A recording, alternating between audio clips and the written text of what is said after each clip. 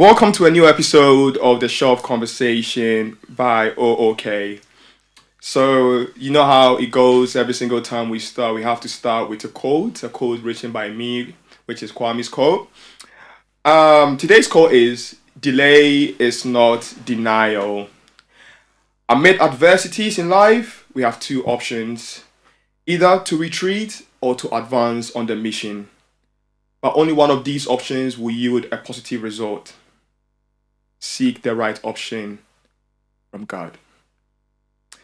Without further much ado, we go and we delve straight into the conversation. So today I've got a very special guest. You know, all my guests are always special because they are expertise in their field and they end up dedicating their time to do their work to the best of their ability. And also they take time out of their busy schedule to sit in the couch with me for us to have and delve into important conversations like this.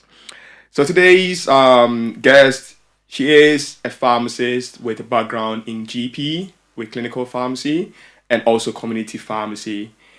She is a health content creator, a mother, and a wife.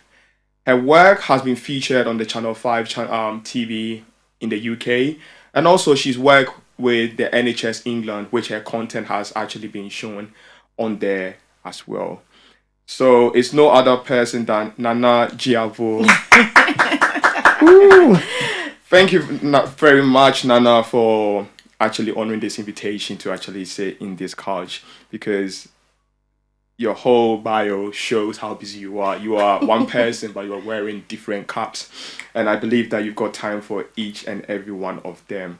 So, as a pharmacist, we all have to go to a school of pharmacy, right? Yeah. But what informed your decision to choose pharmacy as a career? Okay. I'm very intrigued. You're very intrigued. Okay. Yeah. Thank you so much for inviting me. Thank you. Exciting to be part of the conversation. Yes, Pharmacist conversation. Before we begin, I would like to say, do you know what? You're doing an amazing work. I love your work. Thank you for, putting it out there, making yourself vulnerable as well in certain situations, because mental health is a big topic and not a lot of people want to get into it, but you are doing it and you're doing it for the right reasons, and I applaud you for that. So thank you very much. Thank you.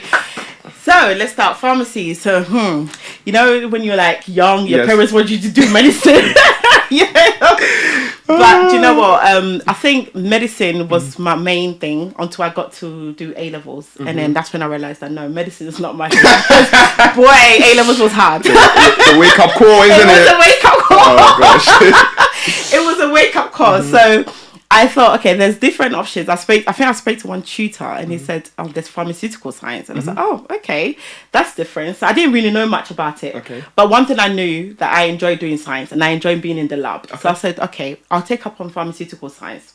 So initially pharmacy was not on it was not on the agenda at all. And what I did was, I applied for pharmaceutical science, and of course, based on your grades, that's when they will take it in. Yes. So I went on, finished A-levels, went on and did pharmaceutical science, but I went to Medway. And then that's when I realised that if you get 70%, you can move to pharmacy. Oh, so you're one of those people. I see. Anyone who actually went to medical school of pharmacy, you will know that route. Exactly. Is one of the routes a lot of pharmacy actually, a lot of pharmacists from Medway actually chose. I nearly did that one. Oh, did you? Have you realised if it was in pharmacy foundation, it's pharmaceutical? Yes. That's what it was. And even people who actually choose the route of chemistry, I know someone who actually chose the route of chemistry, smashed it and went straight. And I know someone like that as well. So everybody, most people who finish Medway are holding 2 degrees in science. I'm trying to say, Wow. So I did pharmacy. So I did 1 year pharmaceutical, and then I met a few people that wanted to move to pharmacy, and I was like, okay, what's pharmacy? Let me talk about.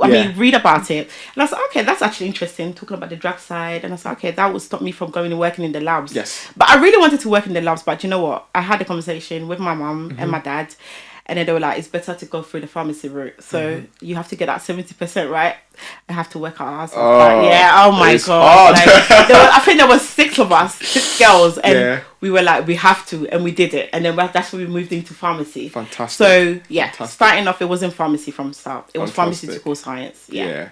Awesome. So pharmaceutical science to pharmacy. Yeah. And it actually shows how one journey leads into another, and it always actually come out to become something great, because if you didn't do pharmacy, we wouldn't get your content. Exactly. You might have actually been a pharmaceutical science making all the money. You would have actually realized how much you can actually make influence with your knowledge in pharmacy.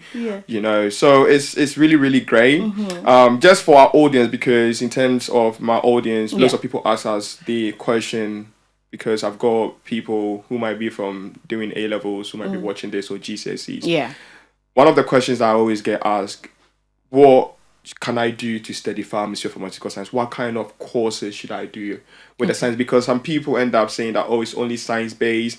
I actually want to do something in a mixture of the sciences. Can I do those kind of stuff to get into doing pharmacy or pharmaceutical science? Okay, so with me, I went, so A-level started from, AS started from chemistry, biology, and I did English literature, and I did applied science. But when I got to A2, I dropped biology. Wow. And I did chemistry, applied science, and then English lit. Which is really good, because the chemistry is the foundation of pharmaceutical science and pharmacy. That's it, So I know that a lot of people did the usual chemistry, biology, and then maths. That's what that's you. Exactly. You see what I'm saying? I'm one of the guilty culprits. I'm actually guilty. Exactly. So I don't really... And mine was by error. I'll be honest with you. I always tell people it was by error. I didn't choose it. You didn't choose it. See, so my route was different. Mine was chemistry, applied science, and English lit. So that's my A levels results really. So making sure that you actually earn. I mean, I think at that time it was the A's and B's and C's, but I think now I don't know if it's still the same. They've changed a little bit. Okay. They've changed a little bit, but it's not really massive changes. Okay. Really massive changes, but they still consider people, because you know how always I tell people that this is how School of Pharmacy is. It's a pyramid. Everybody wants to actually build a perfect pyramid. So as we have a larger intake at the base, I mean your first year, as it goes, by the time you reach final year, you realize how much people have been dropped off or have dropped off themselves. So it's really important. It is important, because the people that you start with, not everybody you end up with, to be honest. And you saying that, so I would say as well, if you want to go into the pharmacy, get experience as well. If you can get like Saturday job, work experience. If you can get it in the pharmacy, community pharmacy, that would be good as well, because then it will give you an insight of how the pharmacy is run, what the job role is about. Because when you say, I remember one time when I was working in Next, I used to work in Next before, and then I said to somebody, I'm studying pharmacy. The guy said, are you gonna work in the farm? And I was like, huh? Where did that come from? Because I've said pharmacy. It links to something. Shout out to Stephen Sekai. Stephen actually got a story from a farmer to become a pharmacist, and a lot of people think to be a pharmacist you have to it's being a farmer, and it makes sense because it's still farm. So sometimes education is really important. As you said, the experience that you need, you have to go over there to end up going to have that kind of experience to see what is done. So that's the same advice I gave to my brother. He was actually torn between choosing humanities or science. So he was leaning towards either going to study law or pharmacy. He asked me, should I go and study pharmacy? And I'm like, from my perspective, I might not be able to determine for you. You might have got the grades on the paper, but go out there and go and check it for yourself. Do you like the environment? Do you like what's going on? If it is something that your heart and you're passionate about, then go for it. If it's not, then you wouldn't, because it's a lifelong career and it comes with a lot of experience. So it's really important that you like what you were doing, because you're going to face challenges. That's one of the things that we would actually end up putting out there, disclaimer. Those who went to Medway, we have got our own fair share of experience. Every pharmacy student across the country, across UK, across the whole world have got their own personal experience, honestly speaking. And most of the experiences are very similar, because why? Every single person, one way or another, along the journey will experience these kind of challenges, whereby it's either you have to do a retake, which means you have to actually read all your materials again, go sit the exam, or you might fall ill, or there might be a demise. And with all these demands that is actually coming along, it is very, very difficult to take up on when you are in the School of Pharmacy. Did you experience any of such when you were in the School of Pharmacy? Yes, I did. I failed pharmacy. I failed year 2. Year 2 was the hardest year for me. Honestly, I'm not even gonna lie. It was so hard. I was doing resit upon resit. I remember we had a maths and with pharmacists, you have to be good at maths. I'm not gonna lie, you have to be good at maths. Tell them. Because at that time we had 70% pass. I don't know if it's still the 70% same. when I left. Exactly. I remember there was one exam. It was a maths exam. The whole year failed. I think it was only 6 people that passed. So that's why I said year 2 was hard. It was hard. The whole year failed. We all had to retake the exam. Dr. Branch was disappointed then. She will be so disappointed. No, but it was so hard. Big shout out to Dr. Branch. Yes, she really pulled us through. She did. She was one of pharmaceutical calculations. Honestly, But yeah, I'm not gonna lie. I'm gonna stand here and say yes, I did fail pharmacy school. There were modules that were so hard. I would literally cry. I'm like, why am I doing this? I could have finished uni. And then one thing, when people graduate and you're still sitting there writing exams, you're like, what is this? But yeah, I did. These are some of the challenges that I faced. Prioritizing, coursework, and then of course you've got assignments, then you've got exams, and then you have to have a social life as well. So you have to think, okay, which one is more important? And I remember our time as Medway, there was not much social activities, not at all. So we were constantly in our books, library. It was so dead. It was literally so dead. Anybody that's watching, that's from Medway, you will know. Drop your experience. Honestly, please in the comment section. Comment and let us know how you felt.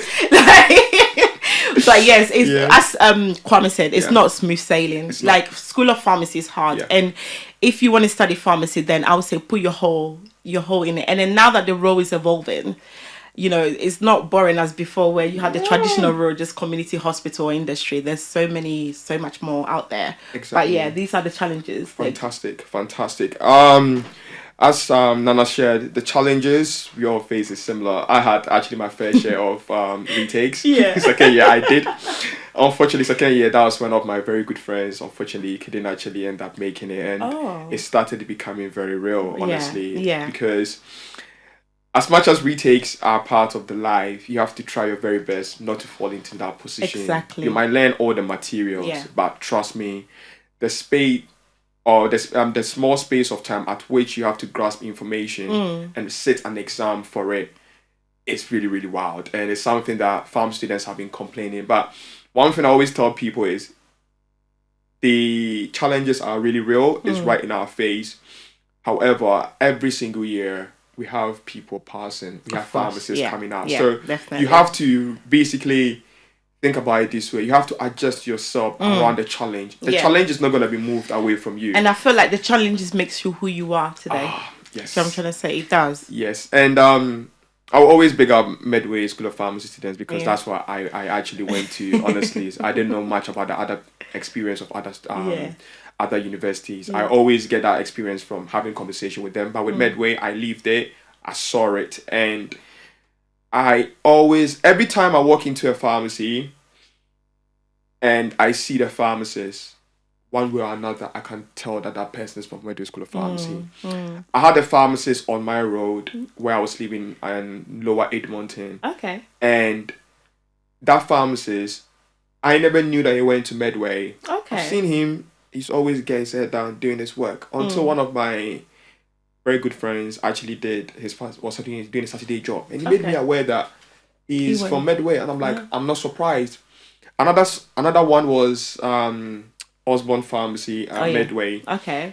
The pharmacist over there also, my cousin told, because my cousin's friend, I was like, he went to your uni, and I had a conversation. It's like, I went to Medway. I've seen a lot of Medway School of Pharmacy students, and the good thing is we progress in their career. Yeah. Because how Medway actually brought us up is that as much as we had a lot of complaints whilst we were at the university saying that, they are putting a lot of pressure on us. Yeah.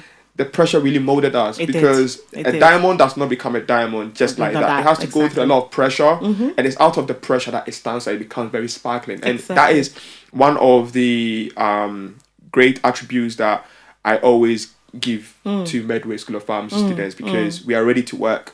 We are ready to do it because it's been drilled in us. Yeah, exactly. And we know that the journey has never been easy. It's been traumatic. If you come and see us in Drill Hall Library, I'm telling you, we sleep there. I will hold my hands. I spent 24 hours in the library. Did you? I did, because I had no option. I was actually going to write my last exam first year, and I was losing motivation because I have to actually end up. It was more of the community pharmacy stuff. And I'm like, I'm sick and tired. How can I remember all these drugs for treating flu, cold, all of these? But we have to do it. Yeah, it's true. We have to do it, and that is sense. something that I will applaud every Medway School of Pharmacy for, and the staff members for actually molding us to be. As much as we face the challenges, we still came out. Yeah. We still became successful. We're there, yeah. You get what I'm trying to say? No, honestly. They're in the field. We are pharmacists, honestly speaking. So big ups to them as well. And from the School of Pharmacy, you became a fully qualified pharmacist. Yeah. Let's take it back. In between you graduating and you becoming a fully qualified pharmacist, what happened? Okay, so you mean like when I was before graduation? After graduation, and before you became a fully qualified. What was the process? So I did. Oh gosh, another journey. I'm tell us. So you apply for peerage places, right? Yes. And I was meant to start with because I did. When you're in third year, you do the summer placement with them. Yes. So I automatically got a place for peerage with Pharmacy. Just clarifying, during that time, it was you have to choose it. Yeah. You have to apply. But during our time, I was the second person to sit Oriole. Exactly. And Oriole didn't give me the place I want. Oh. But thank God, I had a backup plan because I was still working with Superdrug. Yeah. So during that time, when I actually got a community pharmacy, it was independent, and I've heard a lot of stories about independent pharmacy. Okay. So I was like, you know what? I don't know this pharmacy. I've known Superdrug for a long time. Yeah. So within the space of time, you managed to get run and get it. Okay. Yeah. So our time was different. So we had to apply. You have to put yourself out there. Yeah. So I did a summer placement with Pharmacy, which was based in Kent. Mm-hmm. And automatically I got a place. So I did the application. I want to do peerage with them. So they gave me a place. But my problem was I told them I wanted to be in London because I was moving from Kent back to London to my parents' house. Mm-hmm. And they were like, okay, that's fine. When it's closer to time, we will give you a new tutor in London, blah, blah, blah. I was like, okay, cool. So it's so funny. So we've graduated now and I'm about to start my peerage. I've contacted them and then she was like, no, you have to be based in Kent. I was like, no, I can't be based in Kent because I'm not going to be paying rent with peerage money. No, I'm moving back to London. So in the end they were like, okay, we're sorry, we have to drop you. And this was like what? We start in June, right? In June, July. Yes. So I was like, okay, so where do I start from? Ooh, yeah. So I got dropped and I was applying other places. Literally like going from left side and then I keep getting rejection. And we're just praying and fasting. So one day I was just there and I got an email from an independent. They were like, oh, we've received your CV and we would like to invite you for an interview. And I was like, okay, I've never applied to this company. I've never heard of this company. So I went for the interview and then they were like, okay, yeah, you're successful. We would like to take you on. I literally cried because I was like, what? But then the thing was like, you have to start in September because we've got a late start as well, because of the date. So I was like, okay, I was everyone's gonna be finished being pharmacist, and then I have to write the September exams. But in the end, I accepted it. But I thank God for that because you know what, a lot of people that did that June exams ended up retaking in September. November, and we did it in September. Oh, yours was September? Yeah, because I started my period in September. No, I mean in terms of the exam. Yeah, it was that time in September. So it was either you do the June exams or the September exams. I remember because it's really recently that they pushed it to November. Okay, yeah. So I was just sitting at home. I really didn't do much until I started my period. But as I said, God has been so grateful. Like, because from nowhere, they just emailed me and they're like, we'd like to offer you an interview. And I said, I've never applied. Even today, I don't know how they got my CV. And this is why I always say God works in mysterious ways, and He's shown that in my journey as a pharmacist. I'm not even gonna go like from School of Pharmacy, how I even graduated past to me being a pharmacist right now. But yeah, so that's what I did. And then I don't know if you want me to go on from my period journey to where I am, or is it gonna come? We will get there. Okay. We will get there. Okay. So if you're watching this is the Shelf Conversation by OK, and seated over here is a special guest, Nana Gyeabour. She's a pharmacist. So if you have not subscribed to this channel, please subscribe. And if any information over here, even if it doesn't apply to you, you may one way or another have a relative who this information or this conversation will be very important to. Just share it with them and drop your comment as well. Drop your questions about this conversation, and we are more than willing to answer it because it's our field. Even if we don't know, we will find the answers for you. So keep it locked and continue actually watching this conversation as well. So before we actually had this short break, we were actually talking about your journey into becoming a qualified pharmacist, which you became a qualified pharmacist in 2014, right? In community pharmacy. Yeah, definitely. Yeah. Ooh, I did my research. I was even going to say, wait, how did you know that? Because I didn't tell you this. Don't worry, I'm sorry. Who has been talking? It's my job as to bring the conversation to spice. No, I like that. I have to go and do my research as well.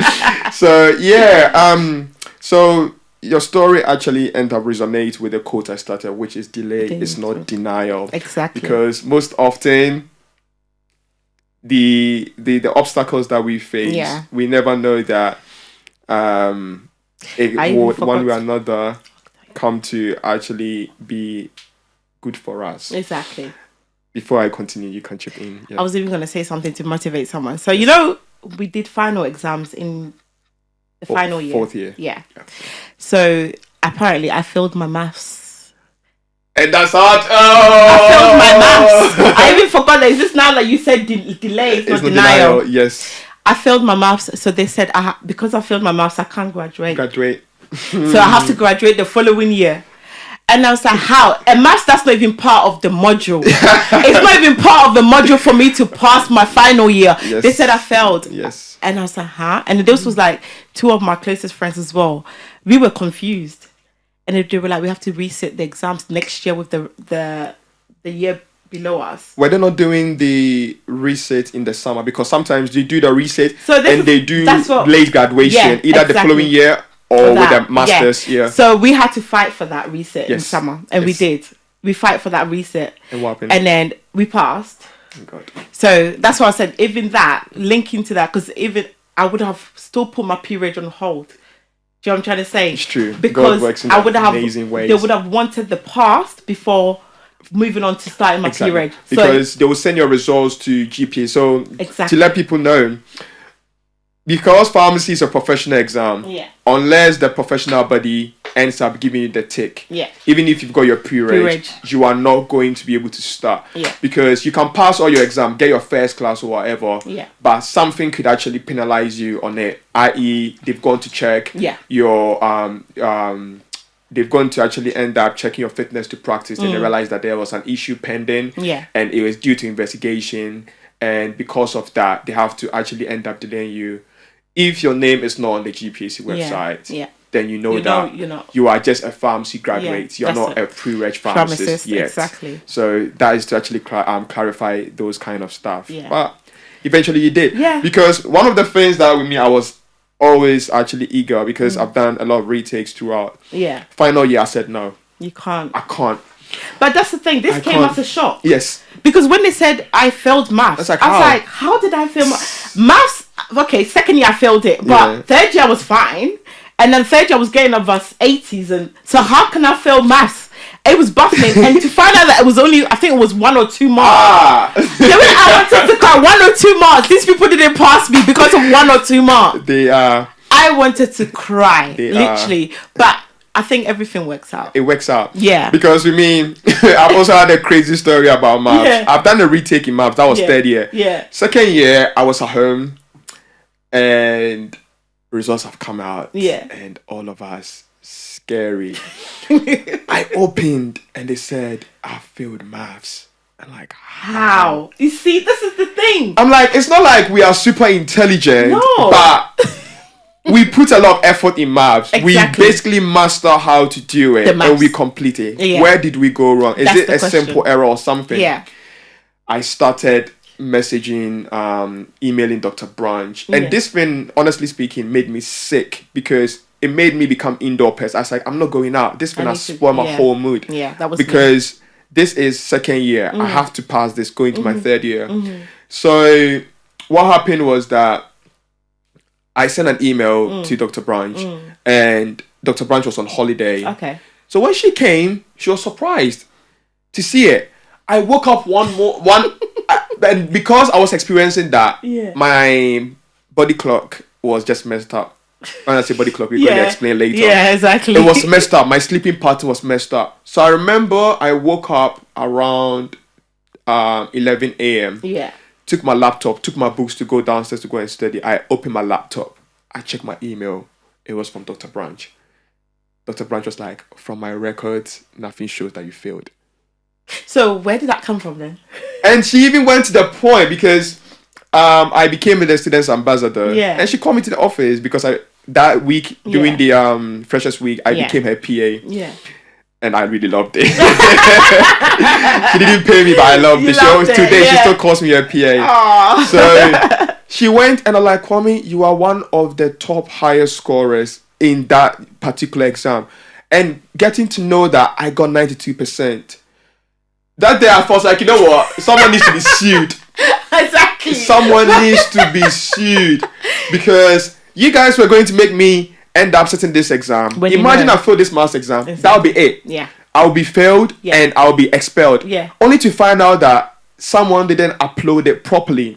So sometimes it's good to challenge it. It is. Honestly, it made me so sick. And that issue, because they didn't rectify it, the same person was uploading it, made the same error to one of our friends again, which she has to actually lose 1 year and come back to come and do. She got 51%, and third year going on was 51% is a pass. Yeah. But the person said she's got 49%, and she had to come in. So when she found out, it was a different issue altogether. So errors do happen. So if you're at university and those kind of stuff happens, argue about it. I mean, not argue, but actually ended up calling for let's say a remark. Is always a good option, because one way or another there might have been a mistake somewhere. They are all humans, because there's a lot of pressure on them to release our results. And once the results actually comes out, sometimes inputting the data, there could actually end up being errors. Sometimes some people will go on the portal to find out that they've passed, but they'll get an email that they failed. You know, so all these is just tips to actually let anyone who's at university for any course,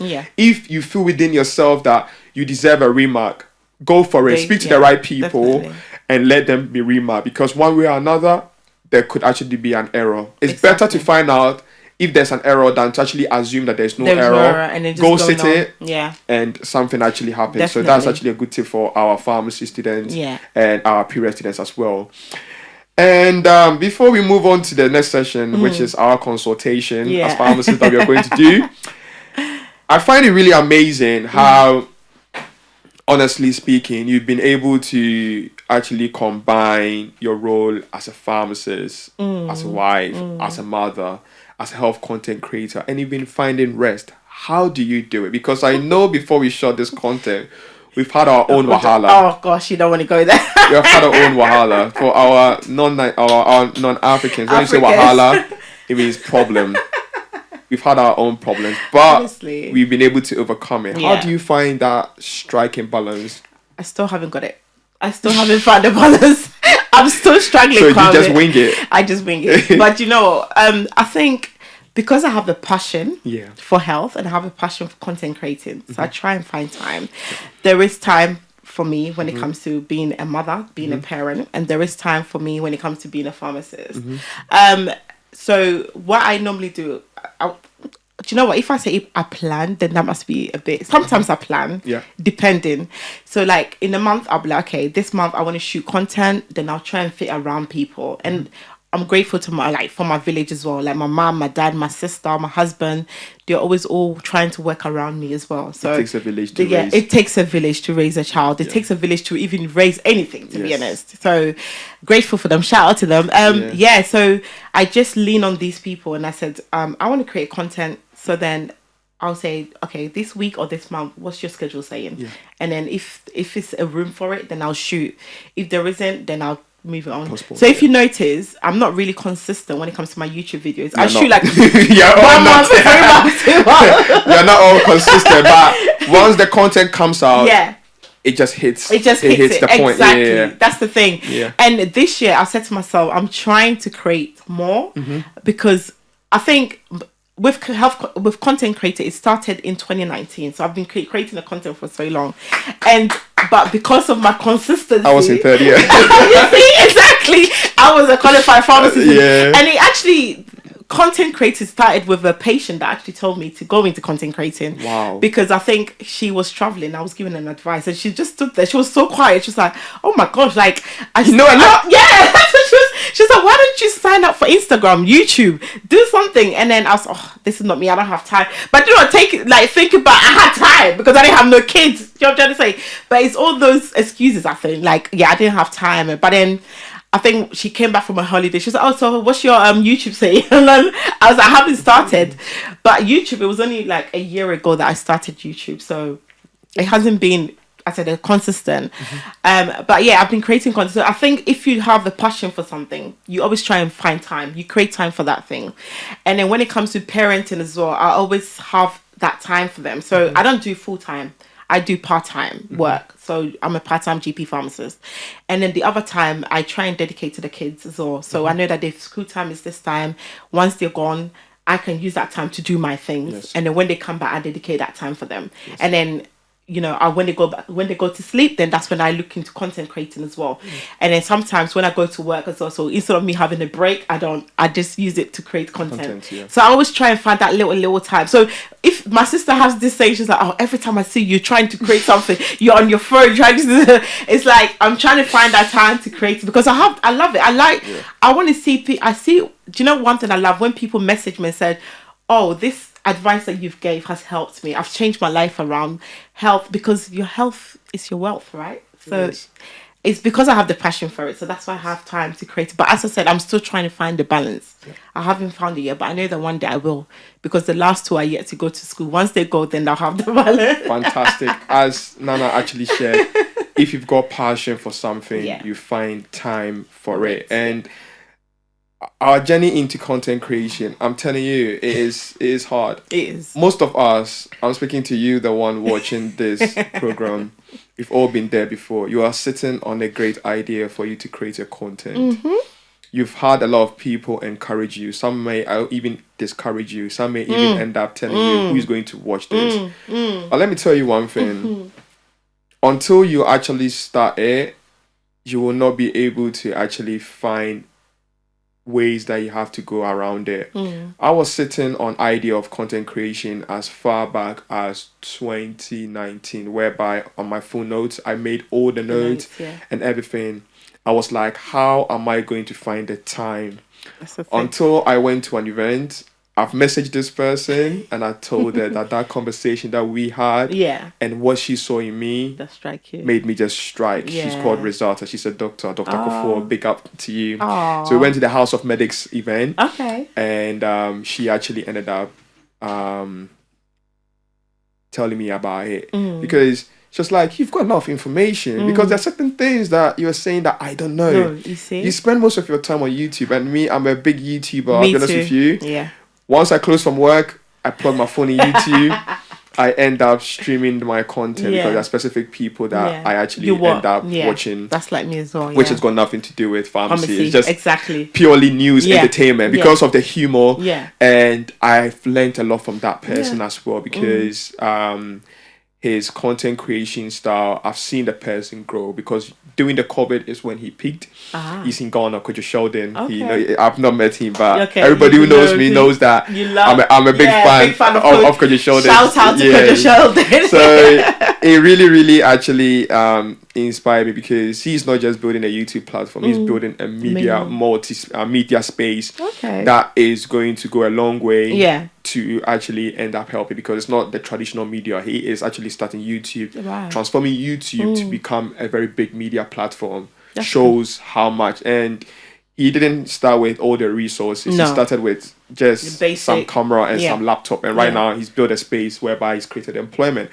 And looking at the healthcare space as well, having seen that we have actually got a dedicated space whereby we just constantly building healthcare content, so it really inspired me. And I'm like, when we went to the YouTube health content creators event, this is where I got my t-shirt from. Thank you, YouTube Health. Yes. And thank you to Nana as well, because she's the one who actually made it happen. She's the one who actually invited me. So if you saw all the lovely videos, pictures, she's the person right over here. Give her the flowers. No, I've given it to her already. No. So I found out that there is not a lot of people creating content creation in mental health. Yeah. So when I mean mental health, people think we only actually end up talking about the conditions. Yeah. But to me, how I look at mental health is a social problem before it becomes a healthcare problem. Yeah. It is the social problem that ends up becoming a burden on the healthcare. Of course. Because if we take a step back and put preventative measures and we stress more on the preventative measures, we will spend less time trying to treat it. Yeah, we know that the genes could sometimes end up actually dictating how someone's mental health is going to be. But if you look at the percentage of how the environmental influence has had compared to the genes, we realize that the environmental influence has been high compared to the genes, which shows that there are so many things that we can put in place to make sure that this actually ends up. So I was like, you know what? Let me pick my camera. Let me pick my stuff. I need to start, even if I haven't got a place, I need to start booking places where I'll sit down, even if I have to use my phone. So I had a brand strategist who actually helped me. Okay. We built it together. His name is Lebanon. Big ups to him. Digital Africa. Digital Lake Africa, sorry. Okay. So he's the one who we sat down, designed this logo. I came up with the idea. We sat down and we designed everything and we put everything on paper, and he does actually use digitalization to actually draw it. So he was there motivating me, rebuilding. So every time before we shoot, we actually schedule our content and everything. And I saw the growth. He's the one who's helped me, because in terms of content creation, one thing that is very sad is to actually spend all your energy, your time and everything, put the content out there, and the content is not moving. It's not, honestly. As healthcare professionals, we know that we want to educate, but if your content is actually not moving, where's the motivation for you to create more? Exactly. But one day you have this patient, as Nana said, it was a patient who came to actually tell her that, you know what, why don't you go into YouTube? Because the information you've given me, a lot of people are going to benefit from it. And it's true. Because sometimes there's certain information that I actually watch on your content, and I'll be honest with you, I haven't got any clue or any idea.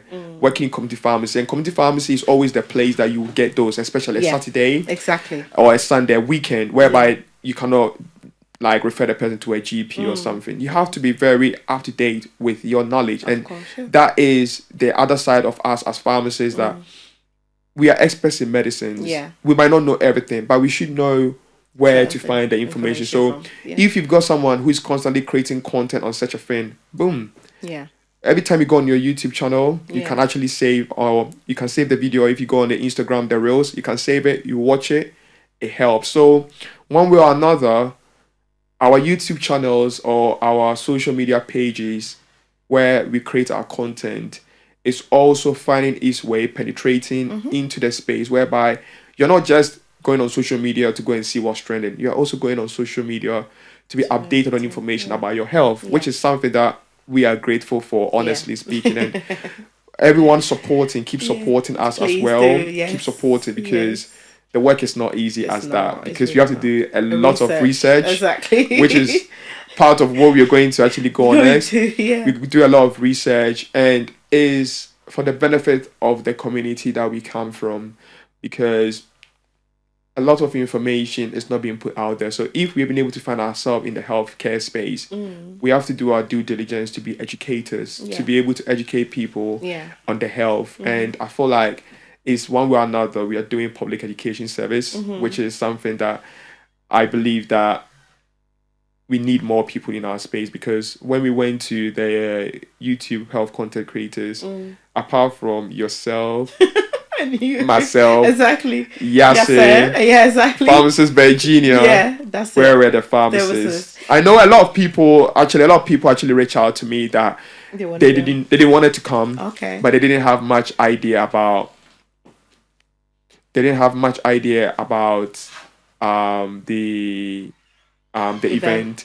So they wish that they ended up actually coming to the event. Yeah. But hopefully healthcare YouTube content creators would end up actually helping us out to make sure that we can they get include people. more pharmacists as well. Yeah. So going on to our consultation for today, we're going to actually talk about seasonal affective disorder, which in short is SAD. It's sad that we are actually talking about it, and it's sad that we don't actually talk about it because it's a space that we always want people to know about it, and it affects people, but people don't know much about it. So to start off, the definition of seasonal affective disorder is a seasonal pattern depression that is intermittent in winter, and its symptoms are usually more apparent and severe during the winter. Some people too also do experience it during the summer. So, Nana, talk us through about it with this. Okay, so with SAD, also as Kwame says, seasonal affective disorder is as she said, it's a condition that normally affects people during the winter time. It is common in summer as well. Certain people, let's just say that it affects certain race, genders as well, and certain age. So they said, research have shown that it's more common in women of childbearing age than men, which I find it very strange why that will be. And then, of course, it's mostly common in winter times. So symptoms can include being tired, so lethargy, sleeping a lot. Some people, of course, feeling depressed in general, and then eating a lot of carbohydrates, sugar. So then you tend to put on weight, and then you find people not coming out during the winter times. So these are the symptoms that of SAD. The causes of SAD, again, it could be I was going to say temperature. It could be the season, the climate, that can cause this condition as well. So we are still on the OOK conversation, the shop conversation by OOK. So if you have actually just joined, just actually take your time and go back and check what we've actually had so far. But this next section that we're about to have is the consultation, and today's consultation is sad. It is sad. It's sad we talking about it. Sad, yeah. But at the same time, it's very sad that it's not much known. The awareness on it is not actually out there, especially within our community. So if you've just joined us, our guest today is Nana. Nana is a pharmacist.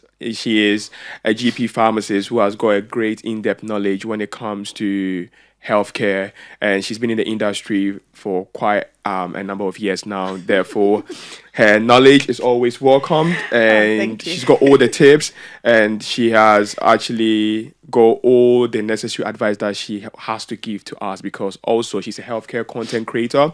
Therefore, this is actually her turf. So feel free to actually follow her, because she produces great content that is very beneficial to us healthcare professionals and you yourself who is watching as well. Thank you. So SAD, which is seasonal affective disorder, the definition of it is it's a seasonal pattern depression that is intermittent in winter, and its symptoms are usually more apparent and severe during the winter period as well. So Nana, talk us through SAD. So as you said, it can be based on the weather. So it's generally it means like having a sort of like depression. Yes. And we know that depression is having low mood for a very long time. Yeah. And SAD is common during the winter time, as she said, and it can be also seen during the summertime as well. Yes. But it's not as common as the winter. So certain people go through a pattern where they have low mood. So let's talk about like the symptoms. Yeah, sure. Let's talk about the symptoms. Some people have low mood. They have difficulty concentrating. They have difficulty sleeping or even waking up as well. So I think everybody's symptoms vary. Yeah. And some people also go through, apart from depression, anxiety. So they're anxious as well. They stress. and it can be caused by a few things, number of things. There's still research being done on it, to be honest. So, as I said, everybody's symptoms is different, and some people define S.A.D as just having low mood, but there is more to it. Okay. Than having low mood. Awesome. It's more of like having a low mood at a specific time in the year or season. So let's say if you're feeling depressed and you find out that you're feeling the depression occurs at a certain time of the year or season, then that's when it's defined or is deemed as having seasonal affective disorder. Yeah. As you made mention of that, it's not only the mood that is actually a determinant factor of this. Does the lack of energy also have a role to play in there? Because during winter, you see a lot of people complaining that they don't have energy to do work. They feel very, very they lose energy easily. They find it very difficult to concentrate on their work. Yeah. Do these all play a role in it? Yeah, it does actually, because I think as I said, there's still research being done, but one of the causes is to do with your serotonin and your melatonin hormones. And for those that don't know, so melatonin is the hormones that's responsible for our sleep, and serotonin is our happy hormone, so it affects our mood.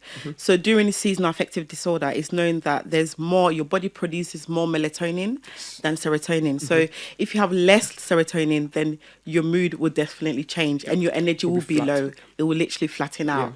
So I would definitely say the energy comes to play as well. It does have an effect. Oh, okay. And for my research as well, the climate, as we made mention of it, that is more, these symptoms are more apparent during the winter seasons, but some people also tend to experience it during the summer, as you made mention that the pattern at which people tend to experience it varies, and it actually differs as well. So if you're someone watching this who have actually gone through these kind of experiences, it's really important that you actually take note of these and see a healthcare professional for them to actually see you. And you've been talking about people going to see healthcare professionals.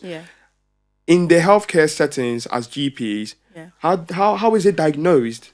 I think, first of all, they take down your symptoms. So they will talk through, they'll ask you if you're feeling suicidal, depending on the symptoms that you bring to the GP. I know that if it is, I mean, if you feel suicidal, then of course they have to, it'll be like straight away there is a crisis. So you go through that. But if there is no suicidal and it's more of like symptoms, then they'll signpost you to like a talking therapy. So they will ask you to sign up for like iPad, and then you get like a therapist getting in touch with you. The process can take some time. But if you feel that you can't wait for that long, depending on the symptoms that you present to the GP, then they will ask you whether you need medication to help with the depression or whether it's just the lifestyle changes that you can help with.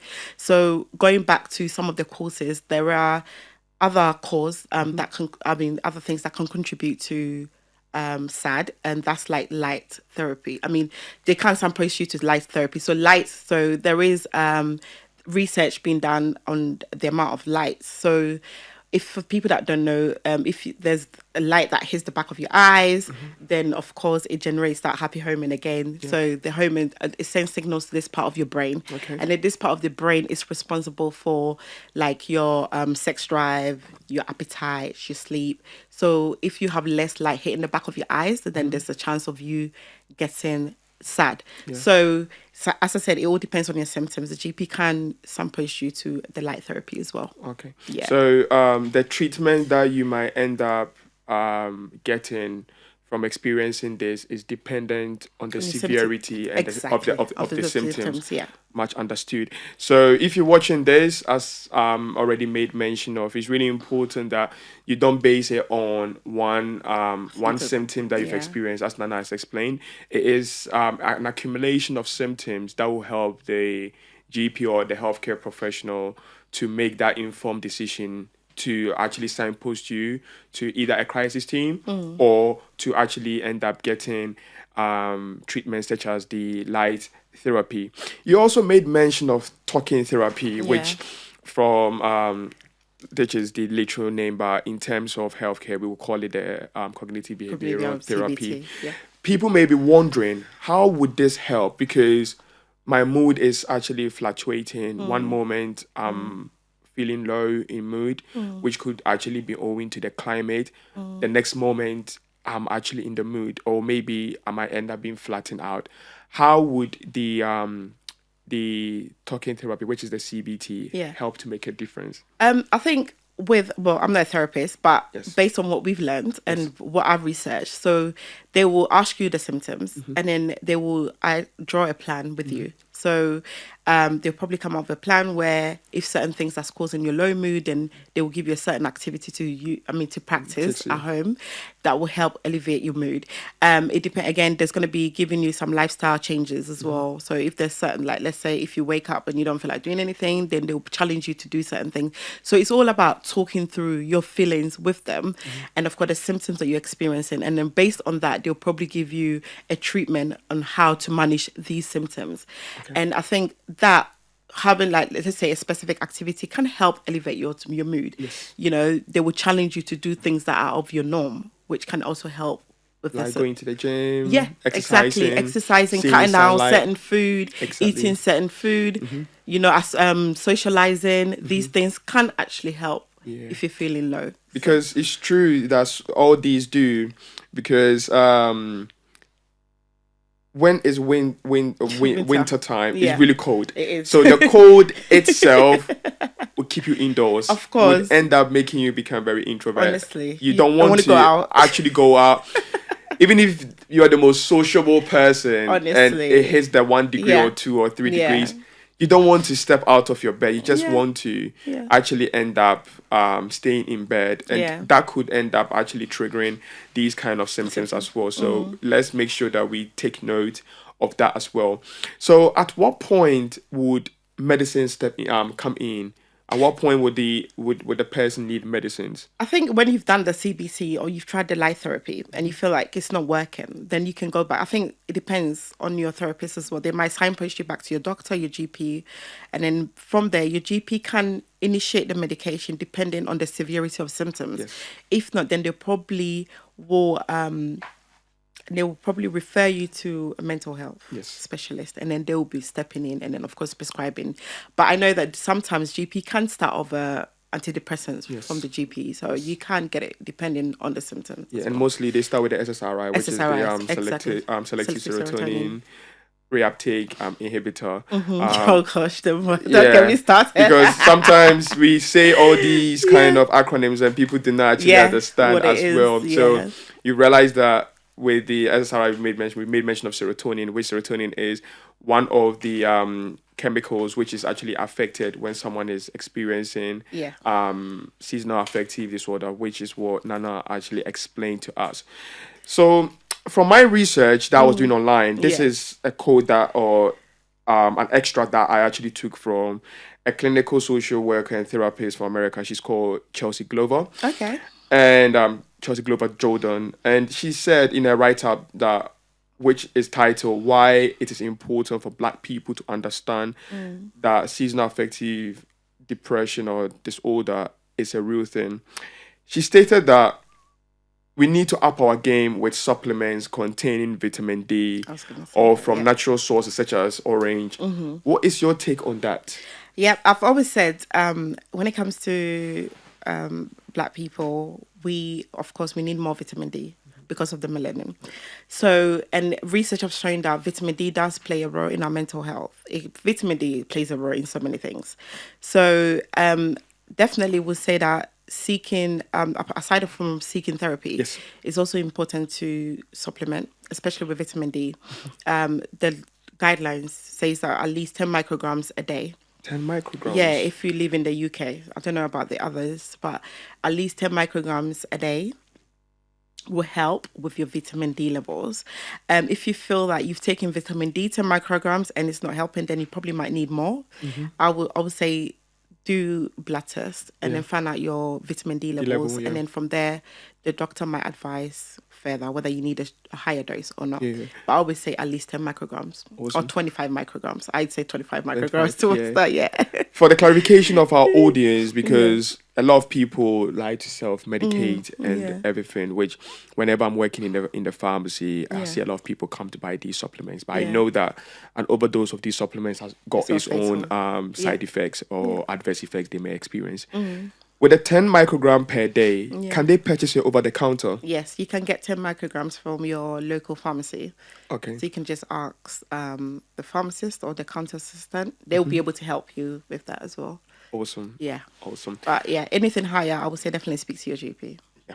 So as Nana's made mention of, it's really important that the blood test, you do it. The whole point of doing the blood test is to actually find out whether you are within the range or you are outside the range or you are even above the range, because a higher dose of these or a higher concentration of these in your blood too has got its own side effects. So don't end up go and take these vitamin D as it is the safe haven and you have to take it and everything will be gone. No, let's take it in moderation and under the advice and under the prescription that has actually been given, because going against it will have its own consequences as well and create other health implications, and we don't want you to experience that as well. Definitely not. Yeah, and whilst I was actually researching on this seasonal affective disorder, there's something strange that I really found, and I actually want to share with you and your takes on that. Okay. So this is a paper that was actually published by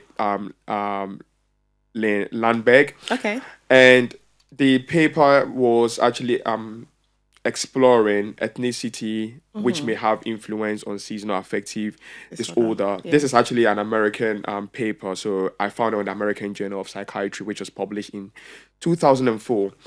So there was this studies that was conducted on African Americans and Africans as well. And the findings that I actually got from this is really I wouldn't say it's surprising in a kind of way, but the outcome I would say is actually surprising, because they actually conducted to actually find out the effect on climate on the mood of Africans and African Americans. Okay. And they actually proposed that climate has an effect on our mood, especially if it is a new climate as Black people, as we travel, because traveling from Africa to a different continent will have different climate. Henceforth, you have to actually get acclimatized to it. Yeah. And which they said may affect more or less people, and also people may become sensitized and more reactive over time to elements of their environment. So the hypothesis was that more Africans will complain about winter SARS than African Americans, as Africans are better adapted to heat. Oh yeah. But you'd be surprised the outcome. What happened? It was the opposite. Wow. They actually found more Africans complaining of a higher frequency of summer S.A.D. symptoms than in the winter. What is your take on that? Does that actually frequently occurs, or there was something that could have actually affected the outcome of this experiment, of these studies? That's actually interesting, because I thought it would be the other way around. The other way around, yeah. I was surprised. I'm just thinking, what could have affected the study? But what was the age group? Did they say? They didn't actually state the age group, but it was adults in university. Male, female, balanced? It was a balance. Okay, so then I'm thinking, when you've come back from Africa, I think maybe because you're used to this new environment, it doesn't have that much impact on you.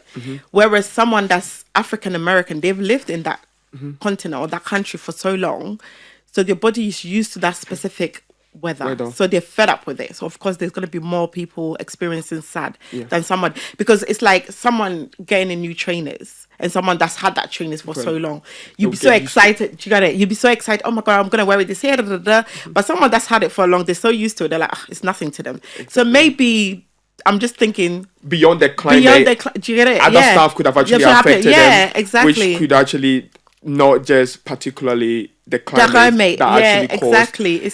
Yeah, because it was actually an interesting paper, and I actually checked I actually check stuff to do with the stuff that could actually affect it, and I didn't even realize that even there could be other owing factors that could actually contribute to causing the S.A.D. rather than just because an African person will not be used to winter. Yes. And then to them, it might be an exciting period for them. Exactly. Especially like, let's say, seeing the snow for the first time. Exactly. It's not going to be something that's going to have an impact. You might have the small number of people that will have like, I wish I was back home, hot weather. But I think majority of people will have that excitement. So therefore, there will be less people experiencing SAD. But then I think the study should have gone back, revisit these people after like 5 years to see how they are actually getting on in terms and of then I would love to know the people that came from Africa, how long have they been in that country for them to be tested on this study. Do you know what I'm trying to say? You're right.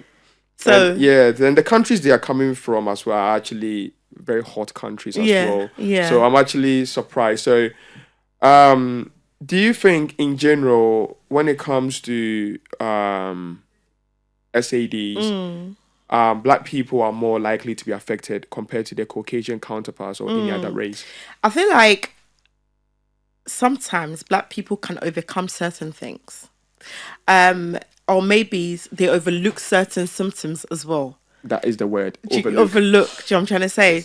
And sometimes we live in denial.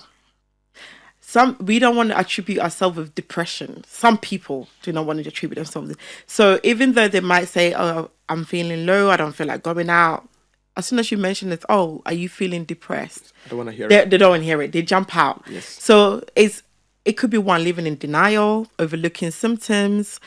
I think that's what I'm thinking. That's my thoughts. Or could it be not much education on it? And that could also be a factor as well.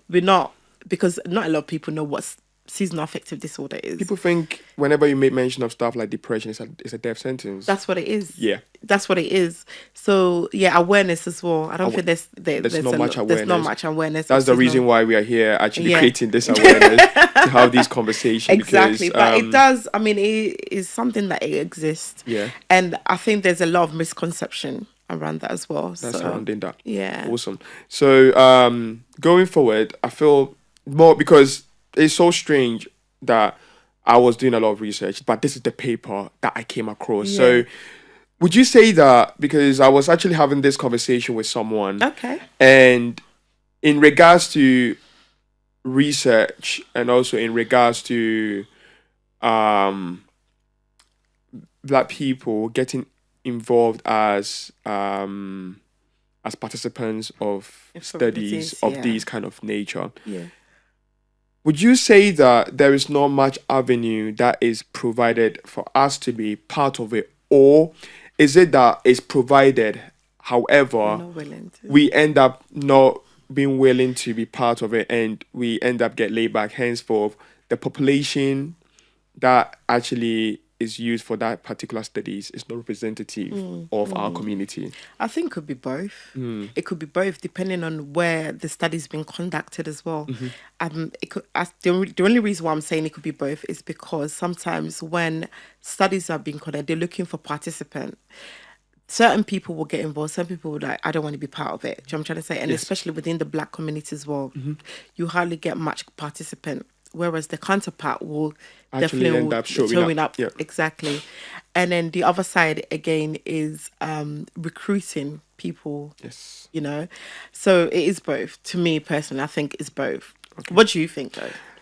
To me, as you made mention, it's actually both. But all the time as well, I also think about it in the perspective that in terms of research, higher education, that is something I've been looking at, because I have always been thinking it this way, that for us to be able to actually have more representatives, we need more researchers from our background and from our community who will be willing to be able to go further and to be able to find a correlation, or to be able to actually go deep down and find what exactly is the cause. Not saying that all the other researchers who have actually conducted research on the Black community have not done their good job.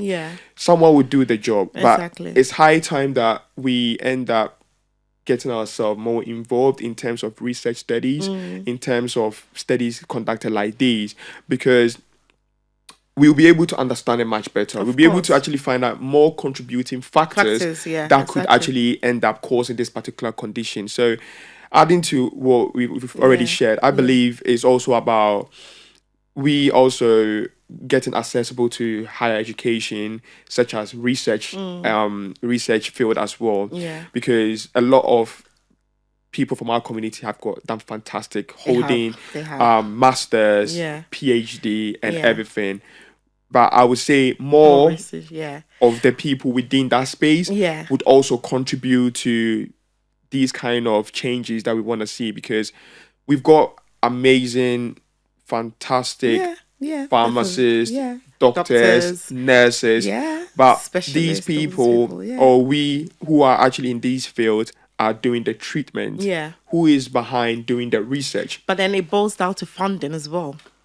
I was also discussing that funding is also a factor. It's a factor that actually affects a lot of people, because you have conversation with a lot of people and they will tell you that I really want to do this. I really want to actually do this research, because research doesn't come easy. It doesn't. It's it really very, doesn't. very, very costly to actually end up doing it. So if you don't get someone to fund your studies, they wouldn't. And sometimes as well, some people actually make these kind of proposals, and unfortunately, it actually gets turned down because they don't see that it's feasible. So I feel like if all these factors that we've actually made mention of, we are able to address it, there will be more education on these kind of conditions, because the materials that are provided is actually coming from a research someone has conducted. And the research, if we've got more representation within that kind of field, there will be a level ground whereby we'll be able to get access to all this information. But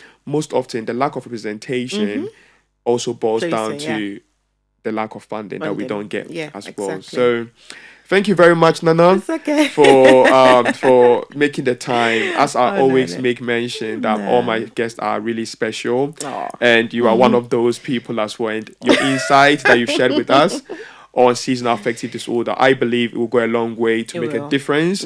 Because this conversation that we have had, I know that it's something that is going to be a conversation that's going to start from somewhere. Of course, and people are going to actually share it, because every year we get winter. And year in and year out, someone might be going through this kind of stuff. But what we're trying to actually do is we are going to actually help to decrease the number of people experiencing this by this conversation. So if you're someone out there who has actually gone through these kind of conditions, and you've seen that it is it's something that has been going on for a long time, and you don't know where to actually end up going for help, your GP is one first point of contact, because through this conversation we've actually shared a lot of information. So going to your GP will be the first point of contact, and through from there it will help to actually end up knowing how this is going to actually be managed. Because you may think summer is coming. Yes, summer is definitely coming. We are all looking forward to summer. We need summer. But after summer is winter. So if you're someone who ends up experiencing this, don't wait till winter comes. Get prepared. Use that summer time to end up preparing yourself, so that you would end up actually getting the best winter season that you would end up experiencing. Therefore, winter is not going to be something that is going to haunt you any longer, because you're going to get the best mood, you're going to get the best sleep as well, and you'll be able to focus as well with all the support that you will get. So this is where time will allow us to actually bring our conversation to a conclusion.